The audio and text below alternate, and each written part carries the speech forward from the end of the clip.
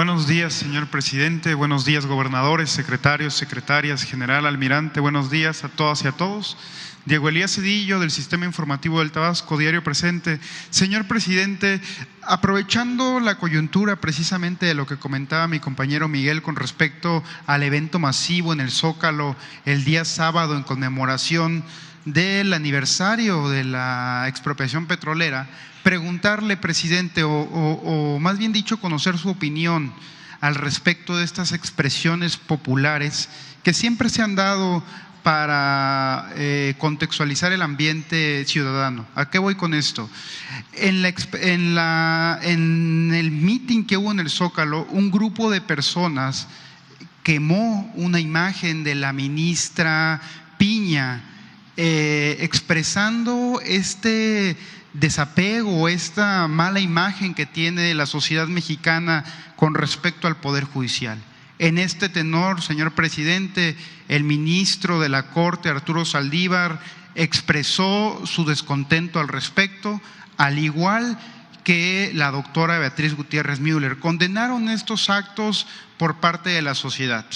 Quiero destacar que esto se hacía anteriormente también cuando se quemaba la figura de la maestra Elbester Gordillo, etcétera. Entonces, presidente, preguntarle su opinión al respecto de esta quema de la imagen de la ministra Piña y cuál sería el llamado que usted le hace a la población. Gracias.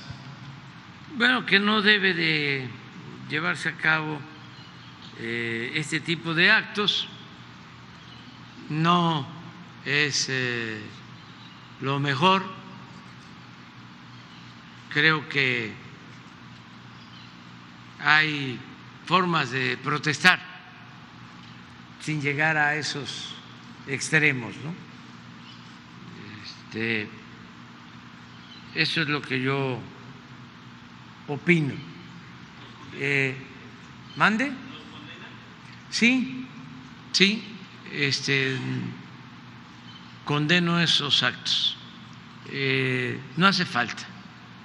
Tenemos que vernos como adversarios, no como enemigos. Y además, nosotros no somos iguales a los conservadores. Ellos nos ven como enemigos a destruir, no como adversarios a vencer.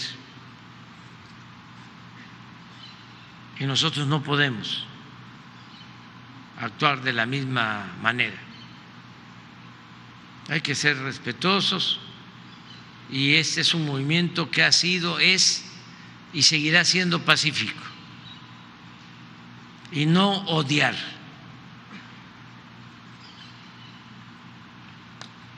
Hay que hacer valer en todo el amor al prójimo.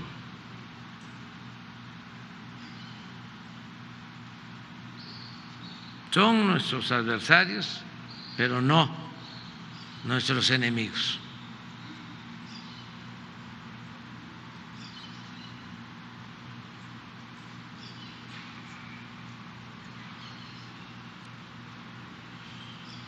Claro que son expresiones muy minoritarias de nuestro movimiento. La mayoría de la gente está muy consciente de que se debe de seguir luchando por la vía pacífica y que vamos muy bien y que además no hay que darle motivos a los conservadores, porque ya ven cómo son, ¿no? Muy hipócritas. Yo no estoy seguro, pero en la marcha que hicieron los reaccionarios hace poco, también quemaron unas figuras. ¿Qué figuras eran? ¿A una mía también? No me di cuenta. no me di por enterado. Pero no debe de pasar eso, en ningún caso. Pero cuando quemaron mi figura, no salió en la prensa, ¿verdad? ¿O sí salió? Nadie se quejó. De todas maneras, repruebo lo de la ministra Piña. Gracias, señor presidente. Queman imagen de la ministra de la Suprema Corte de Justicia, Norma Piña, durante evento en el Zócalo por la expropiación petrolera. Una nueva demostración en contra de la ministra presidenta Norma Piña suscitó tras el mitin que el presidente Andrés Manuel López Obrador encabezó el pasado 18 de marzo al grito de "vendida" y "fuera Piña". Presuntos simpatizantes del tabasqueño quemaron una figura con el rostro de quien ahora encabeza la Suprema Corte de Justicia de la Nación. Como era de esperarse, varias personas salieron a condenar la demostración con una apología a la violencia contra críticos de la autodenominada Cuarta Transformación, la cual acusaron estaría incitada por el propio jefe del Ejecutivo mexicano, quien en repetidas ocasiones ha criticado el ejercicio de Piña Hernández desde el estrado del Palacio Nacional. Una de las voces fue la de la periodista Denise Dreiser, quien exigió una condena enérgica de López Obrador por el inadmisible hecho que derivaría de la hostil retórica con la que el tabasqueño se ha dirigido a la primer mujer al frente de la Corte. Yo no sabía que habían quemado una figura, pero que es muy de los conservadores eso. No, pues si quemaban los libros,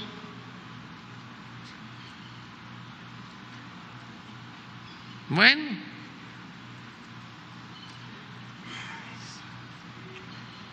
si había Inquisición,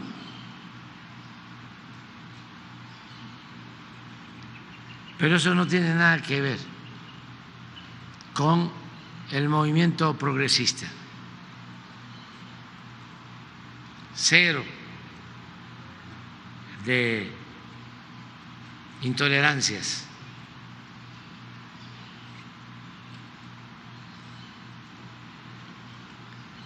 Muchas gracias, señor presidente. Ahora, con base en la convención bancaria que se dio la semana pasada y derivado de esta crisis que ha habido en los bancos estadounidenses, puntualmente en el Silicon Valley Bank y en otro banco más pequeño que no recuerdo ahorita el nombre, hay una cierta incertidumbre y desconfianza por parte de la sociedad europea y de la sociedad estadounidense a las bancas, en este caso de sus respectivos países. Preguntarle, presidente, si el IPAB, el Instituto para el Ahorro Bancario, si no me equivoco, y la Secretaría de Hacienda de su gobierno han tenido reuniones con respecto a este tema en caso de que se pudiese dar una coyuntura semejante en México, saber si el gobierno mexicano tiene alguna estrategia para evitar este tipo de aristas en las finanzas del país, saber si se tiene contemplado, si no existe esta posibilidad. Y aprovechando este tema, presidente, si ya se tiene conocimiento sobre ¿cuál sería la empresa que adquiriría Banamex? Gracias, presidente. Bueno, la situación de México es especial. Desde luego, pueden haber imprevistos, factores externos, como esto, ¿no?, de la crisis en 2 instituciones bancarias en el extranjero. Pero la economía de México es sólida. Les doy un dato que lo puedo exponer porque al mismo tiempo le está yendo bien a la mayoría de los mexicanos. Pero el año pasado los bancos de México obtuvieron utilidades históricas, 240,000 millones de pesos. Esas utilidades no las habían registrado desde que se empezaron a contabilizar las utilidades, desde 2005, pero estamos hablando de utilidades récord. Como ha aumentado el salario en 90%, el salario mínimo, como el promedio salarial de los trabajadores inscritos al Seguro Social es de 15,000 pesos mensuales, como no sucedía tampoco en muchos años, como el peso es la moneda del mundo que más se ha apreciado con relación al dólar. Llevábamos 50 años sin que esto sucediera, porque siempre habían devaluaciones y ahora resulta que el peso se ha apreciado de 7 a 10%. Entonces, por eso puedo decir lo de los bancos. Antes era común escuchar de que si afuera les daba gripa, a nosotros nos daba pulmonía. Ahora es distinto. Yo no quiero que le dé pulmonía a nadie, pero ya hay estabilidad macroeconómica en el país y no se avisora ninguna crisis. El año pasado también la economía de México creció más que la economía de Estados Unidos y que de China. Entonces tenemos muy buenos indicadores económicos. Y no sé qué otra pregunta me hiciste. No sabemos todavía, está en suspenso, pero yo espero que pronto ya se sepa.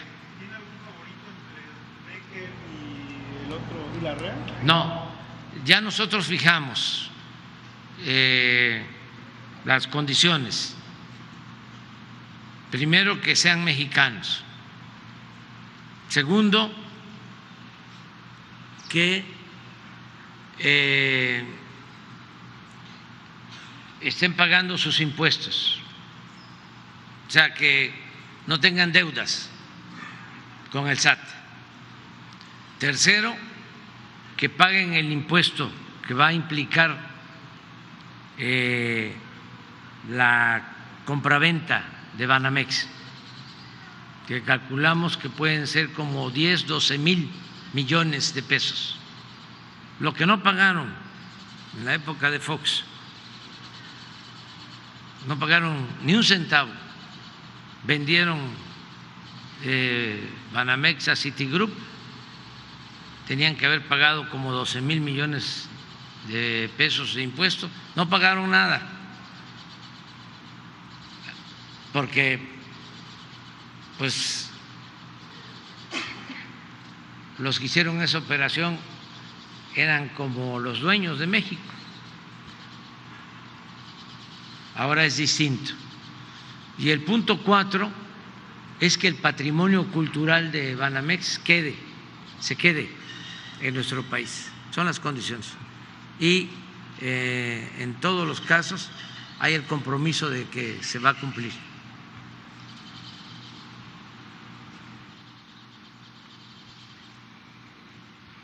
Sí.